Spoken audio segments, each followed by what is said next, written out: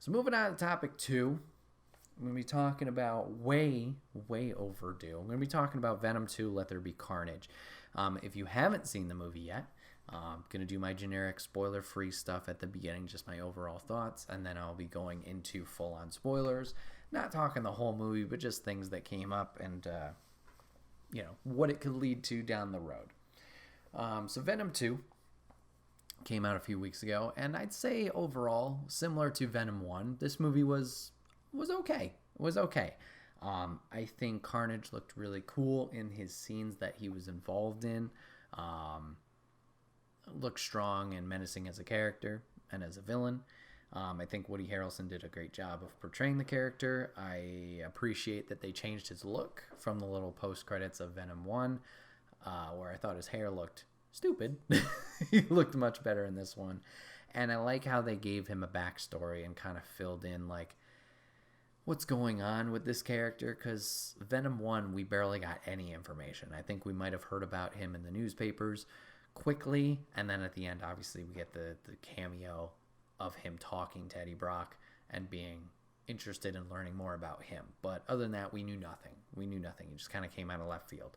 So it was nice to know or learn what this character's motivations are and learn his backstory of why maybe he is the way he is.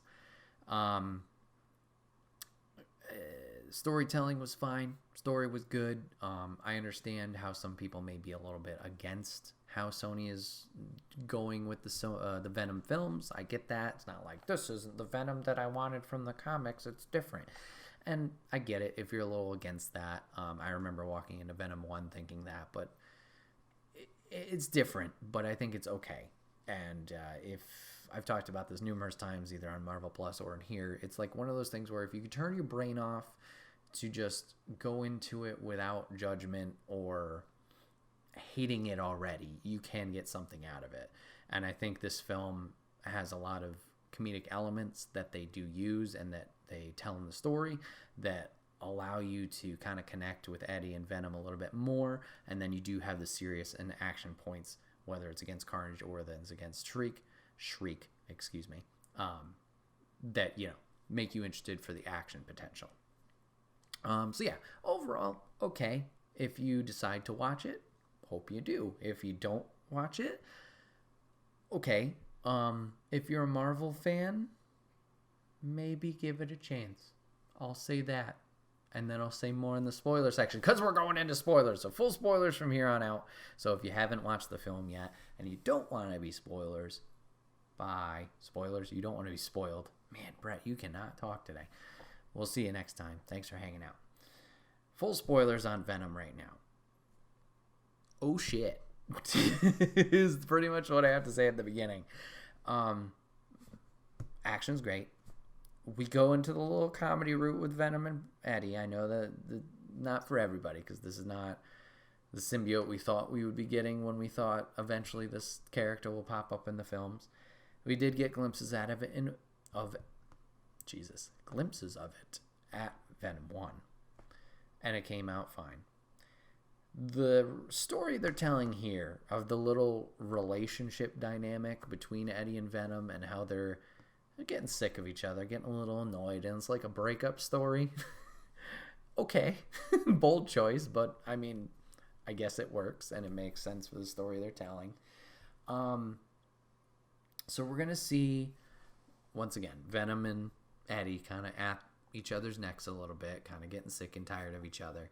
And Venom wants to help Eddie out in his career and in his life to kind of boost him back up. And unfortunately, Venom is going to do something wrong to put him and Eddie at danger. We're going to see the scene of, oh wow, well, I am forgetting on Carnage's character. His name is, wow. It's starting with a C, and I'm blanking entirely. Give me 1 second, everybody. I know probably you're shouting at me. Cletus Cassidy. Jesus Christ, there you go. It came to me just as I was typing. So we see Cletus in the prison cell. He is being sentenced to death. Obviously, he's a serial killer. So, geez, he's done some things. So we see Cletus on the chopping block. You know, we're going to take care of him. He's going to get the death penalty. Final words to Eddie. Eddie's going in for the report. Just kind of put it out to the papers. Cletus is going to get a little personal. Kind of rat on Eddie and how, like, shitty his life is. And Venom's going to take, you know, a little bit of offense to this. And he's going to grab Cletus. Cletus is going to bite Eddie. And through biting Eddie, gets some of the symbiote through Eddie's blood. Question mark. Now, maybe this is how it worked in the comics. I don't know 100%. I do know, obviously, the chain of the symbiote from space to Spider-Man to Venom and Eddie to eventually Cletus becoming Carnage. I just don't know. That's my missing link, is the Venom to Carnage part. Maybe I need to go back and watch the animated show again. Maybe I need to do a little bit more studying in the comics. I don't know. That's my missing link of knowledge. So maybe this was accurate. Maybe it wasn't. But it was an odd way for him to get the powers. At least for them not to explain it. They decided to go a little bit comedic with it and say it was Venom's son. And it leads to some laughs later. But I'm like, okay. So anyways, the Carnage symbiote is essentially off of the Venom symbiote, and he's angry at his dad. Ugh, whatever. Stupid. So, Cletus has the symbiote inside of him now. They're working together. Cletus is going to go to get the death penalty, you know, get the whole go to sleep gas pretty much, essentially, or poison, or whatever the fuck goes in your veins. I don't know. Carnage stops it. Carnage erupts out of him. They work together, break out of the prison, the high security prison, eat a bunch of people, kill them, violent. Looks great. Every scene Carnage is in where he's being Carnage, I thought was great. It's fantastic. It's tense. It's scary. It's violent. It's fucking Carnage. Good. Good job. From here, Eddie and Venom are going to disband, so Eddie's now by himself, doesn't have the symbiote, and Venom is going to attempt to go leech off of other people and live his own life. Unfortunately, never finds a really good host, so he's kind of struggling there. With Cletus now broken out of prison, having the Carnage symbiote, they are hunting people down. Objectives, there are 3. 1, fuck Eddie Brock. Let's kill him because he's a piece of shit who broke my story without, you know, found the bodies that I hid without me telling him. He didn't do what I wanted to do. Earlier in the movie, Eddie and Venom working together, figure out where Cletus had hid these bodies without, you know, Cletus's permission. I know I'm kind of skipping over some story points here. Obviously, this is the spoiler section, so hopefully you already saw the film. So anyways, fuck Eddie. Let's kill him. We're going to kill Venom. Let's get rid of Venom. He's my dad. I'm angry. Blah. And we're going to save Shriek, our love interest for Cletus, since they were left in the children's home. So she's over in the Ravencroft prison. Let's go save her. Shriek is an interesting character here just because it's an odd dynamic for her and Cletus. We know from Venom 1 and Spider-Man 3, that movie, that the symbiotes are weak to 2 things. They're weak to fire and they're weak to sound. So Shriek, following her name, has powers where she shrieks really loud and it's reverberations of sound and, you know, blasts the shit out of stuff. We see them play with this dynamic a little bit where Carnage is going to get injured, get damaged by Shriek using her powers. Because of this, Carnage is going to be kind of aggressive towards her, of like, this is not okay. Do not use your powers. If you do, I will have to murder you. So we got some tension there. So we got 3 parties here. Shriek, Cletus, and Carnage. Ooh boy. Dynamics. So they break Shriek out. Woohoo. Success there.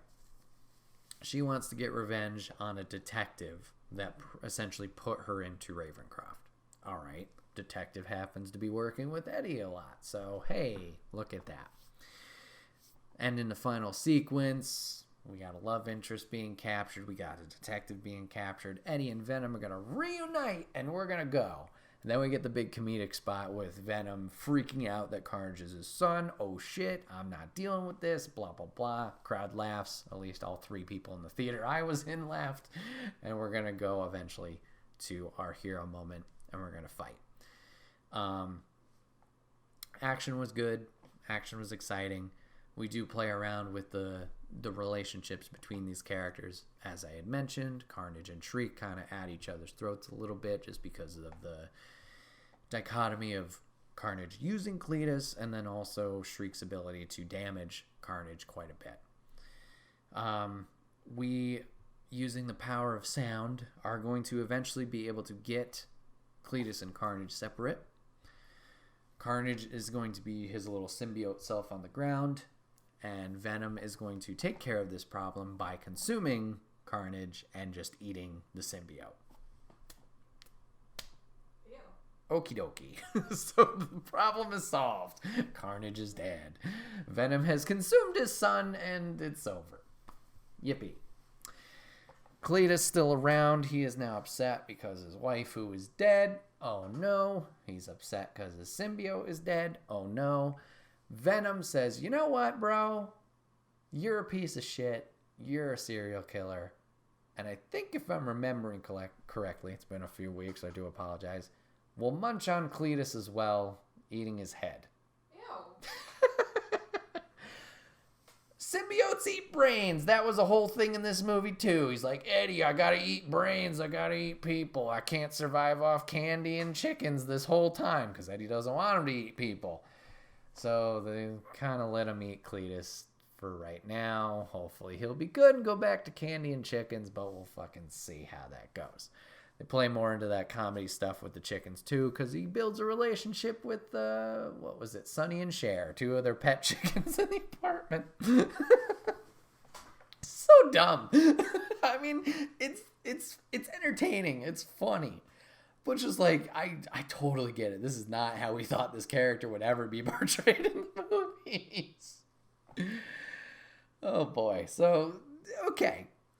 Fine. Film was fine. Now, remember how I said, oh shit, when we started the spoilers portion? It's about to go down. Remember how these films weren't part of the MCU? We're like, we're never going to see these characters with Peter Parker and Iron Man and all those people. Well, guess what, motherfuckers? This was a multiverse. Okay. So, post-credits scene, we're going to see Eddie and Venom. They are on the run now. They're at some luxury hotel. I don't fucking know. They're on some island destination. They're watching TV, having a grand old time. We see outside the window, there's a flash of light, and there's like an earthquake going on. And they're like, the fuck was that? That happens, and we notice 2 things change. The time of day. It was nighttime when we first did this. Now it's daytime. And the TV is different. There's a different program on the TV. Okay, weird. TV program is now J. Jonah Jameson reporting on Peter Parker, Tom Holland, MCU, his identity being revealed. Interesting. Venom seems very interested in Peter. I don't know why. He even licks the TV at one point. Odd. So, we get confirmation that these 2 bitches are going to cross over. The Sony Pictures Venom shit is now going to be in the MCU. Now, what does this mean going forward? Well, does this mean Venom isn't far from home? Possibly. We see in the trailer Peter gets spooked by something in the alley that jumps at him, but we don't see what that thing is. Is it going to be Venom? Good question. CGI can cut things in and out. We fucking saw the Hulk in the Infinity War trailer, but Hulk's not in that movie. So, maybe. Interesting if so. Second, if he doesn't show up in this movie, does he show up in the post-credit scene? I was talking with, Savage's the username now, Brendan. Talking with him after the movie. He thinks that's going to be the case. Maybe he shows up at the end, and then they do a little different thing where it's, just Spidey and Venom, their movies. Okay, I could see that. Because we have Doctor Strange in Far From Home, right? Doctor Strange does all this hocus pocus magic, wants to help Peter with a secret identity. Spell gets mixed up. That's why all this multiverse shit is happening, right? Peter fucks up everything. So we got two factors. We have Kang being out of control of the TVA. So we get the variants in play. And we also have this spell that is causing all the multiverse shit. Obviously, we've seen in the What If, we've seen the different universes. But now in Doctor Strange, well, with Doctor Strange, we get those multiverses kind of layering over one another, which leads to Green Goblin showing up, which leads to Dr. Octopus showing up, which leads to, we haven't seen, but Electro showing up. And now Venom being part of this. So, you want to, if you think about it, in long-term planning, Doctor Strange is in the Spider-Man movie, right? He fucked up the spell.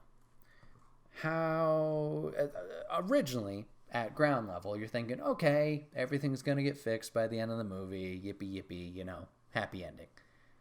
That can't be the case for a couple reasons. Doctor Strange has a movie coming out too. Multiverse of Madness.